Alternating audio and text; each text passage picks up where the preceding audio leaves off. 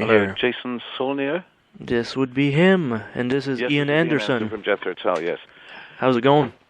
It's fine, thank you very much, yes. Just finding I see you're a radio person, so I just wanted to find a quiet place to do this, free from other phone calls and things going on. So, Ian, you got a, outer space duet coming soon. Yep, that's right. Yes, day after tomorrow I head off to Perm in Russia for the first of 3 concerts with a Russian orchestra over there, and in Perm on the 12th, which is the 50th anniversary of Yuri Gagarin's flight into space, the first manned flight into space, and is also the anniversary of the first shuttle flight, U.S. shuttle flight. It's a kind of a big space day, really, and so on the concert stage in Perm, I shall be playing with my back to the audience while I'm looking at a video screen, trying to play along with Colonel Catherine Coleman in the International Space Station. So yeah, it'll be a test of nerves. And also, this will be historic, because it's probably the first time this will ever have happened. Yeah, and it'll probably be the last time as well, because, of course, the shuttle missions come to an end after the one that's just got there, or getting there today, I think. And then there's one more scheduled, which may or may not happen, but that's the end of the U.S. shuttle, and there's going to be a... you look at the situation where the fiscal state of the USA is such that it may have to close down government on Monday.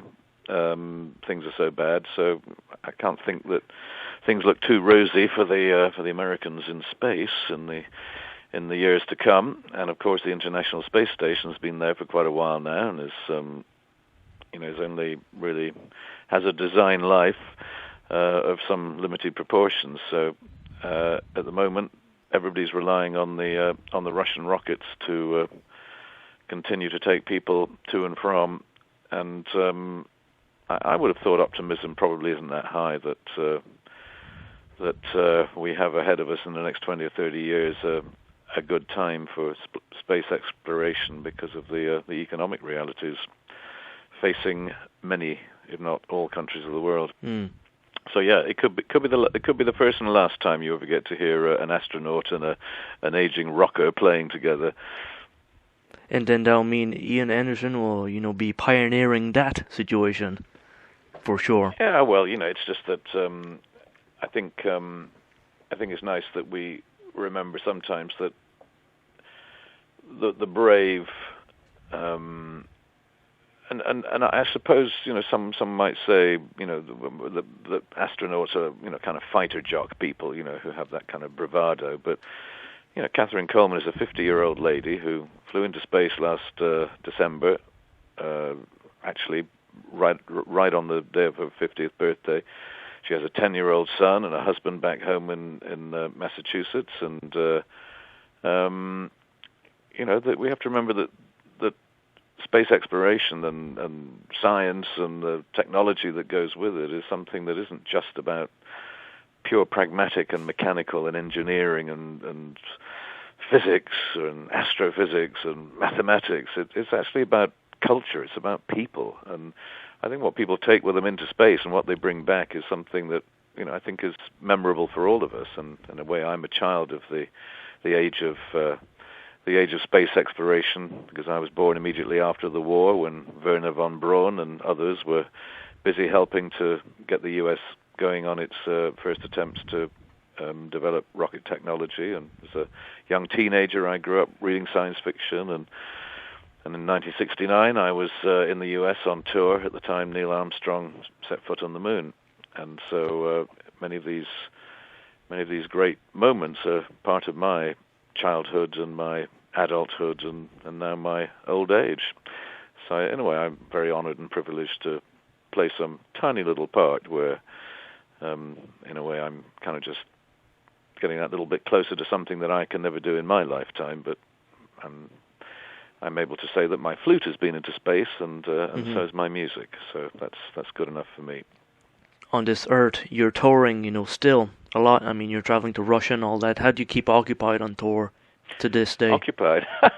Well, I spend an awful lot of time sitting in cars and airplanes and buses and trains, and I'm usually able these days to make that a little bit of a work environment. So I'm always with my laptop computer and my phone, and I'm able to use travel time quite often constructively, doing stuff that is essentially office work, and that's good. And in fact, I also have the luxury of being able to write songs when I'm sitting in the back of a car, because I've got my tools of my trade around me. And I always have a flute with me in every hotel room. I have my guitar as well, and I have the means to record any ideas on my trusty iPhone, and I have the time and the ability to sit and write songs, tapping out keys on my laptop computer. So I've just recently finished writing a lot of music, much of which has been written and arranged during the concerts so far this year, and some of the concerts last year when I started work on it. So I try and use my time when I'm traveling to carry on with my musical work, as well as the more kind of boring office work. And, of course, all the promotion interviews I have to do, like this one, Yes. take up a lot of my time. But, nowadays, touring, it makes it a little bit more interesting when you can spend the time, in your personal office, which is touring also. Yeah, well, that's it. Most hotel rooms in the world these days have Wi-Fi, and so I can kind of plug in and do things, and I can call home, speak to my wife, speak to my children. It's... I'm thankful for the age of Skype, and I'm thankful for the opportunity to come home after a concert back to my hotel room and sit back on the bed and watch CNN or BBC World News and sip a cold beer and enjoy half an hour of calm before I go to sleep. So I'm simple pleasures. I remember when I first traveled to North America in 1969. And I was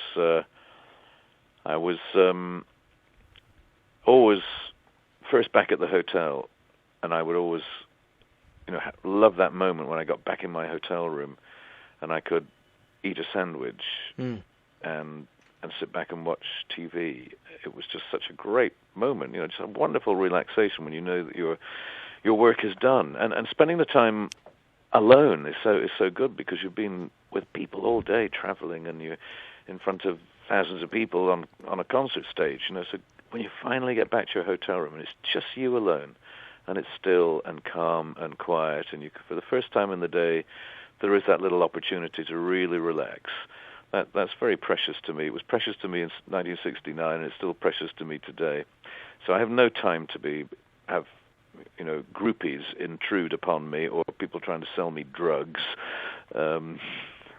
or go to some club to hear a rock band play. Oh, God help me. Why would I want to do that? Just spent 2 hours on stage making a lot of noise. I'm not going to go somewhere where I'm going to be assaulted by more of the same. So no, I'm a pretty boring, straight-ahead kind of, just enjoy a can of beer and a sandwich back in my room. That's the great moment of the day. Ian Anderson can have a good sandwich. That's all you need. Well, I have to say that these days it's not often the sandwich. It's more likely to be some soup and a salad. But I remember in the early days I used to love to go to a delicatessen and pick up a big, liverwurst sandwich or something that I'm sure my doctor would hate to think I would eat today.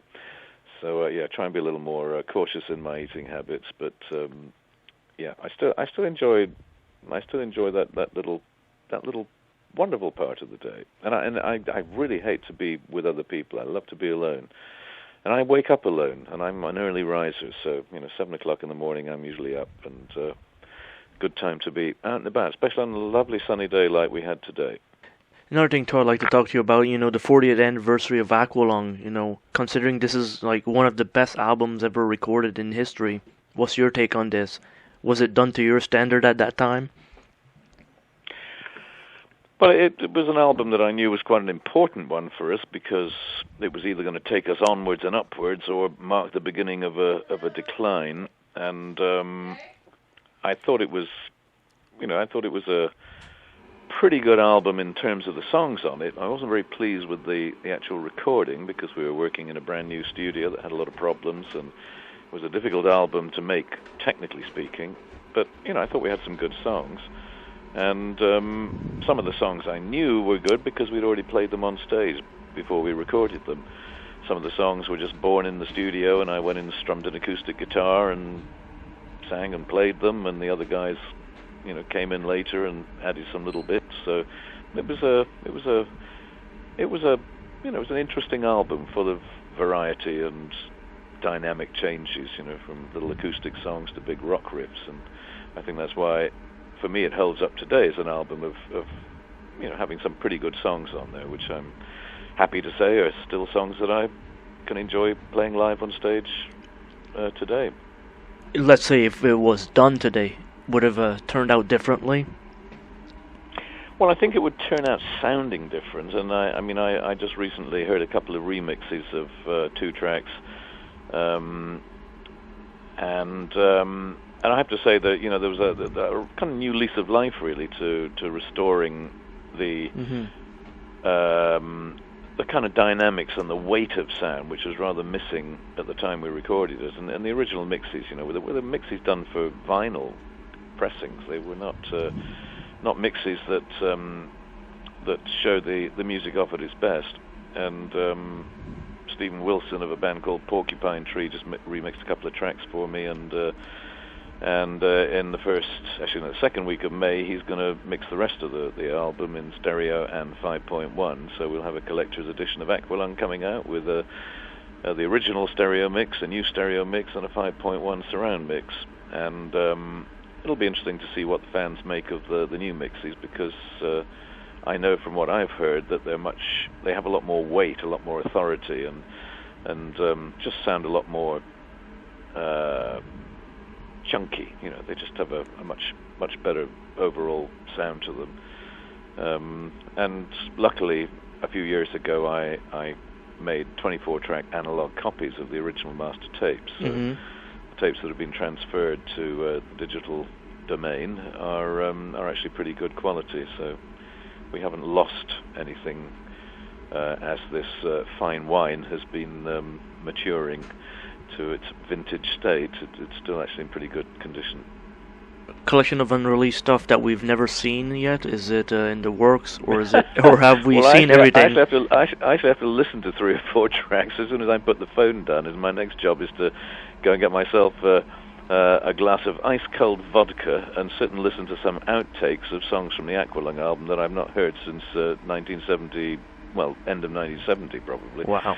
So they found in Abbey Road last week. They found some different takes and versions of songs that I must now go and listen to, and it's quite interesting because they may sound absolutely horrible, and I shall have to phone them up tomorrow. I can't because they're not in work, but send an email to say, actually, no, this is rubbish. You can't release it. But wow. Hopefully there'll be a couple of different takes or different versions of songs that we can put on the collector's edition when it comes out in the summer. So there's a little bit of unreleased material there, but very little, and nearly all of it I have over the years, tried to salvage everything that was of good quality that was unreleased and finish it off, remix it, do whatever I had to do. But these days, I let somebody else do it, and all my tapes now are at Abbey Road Studios in London, and that's a safer place for them to be. Mm-hmm. Well, Ian Anderson, 100% pleasure talking to you today. Thank you for all this. Talk to you too. Whereabouts are you based? Nova Scotia, Canada. Oh, right. Wow. And but you're kind of an internet person, so you're kind of universal. Universal, just like Jethro Tull. They're universal also. Well, yes, that's right. And it's always good to think that Nova Scotia, so named, used to be joined on to my part of the world. So whenever I'm not that I'm there that often, but whenever I'm in Eastern Canada, I always feel, it just really feels so much closer than it is geographically to where I come from. So it's just like the northeast of the USA and Eastern Canada. It's the easy fit. Mm-hmm. It's always a part of North America I feel most relaxed and comfortable in, but Send me out west. I'm restless. It doesn't feel like my country. So I have a kind of a geographical and geological affinity for that part of the world. And of course, musically as well, there's such a lot of musical heritage in eastern Canada and northeast USA, which is again very allied to the world of Celtic music and Irish and Gaelic and Gaelic music. So yeah, it's good place to be from, good place to go. Very well said. And I'm sure a lot of people look at it like that also. Yeah, well, good. And nice to talk to you. And we'll be heading to other parts of Canada in June. So some old places I've been to before, and one or two places I haven't. Very good. Nice Great to talk stuff. to you, and have a nice weekend. You too, Ian. All right, Brilliant. have a good one. Bye-bye. Thanks a lot. Bye-bye now.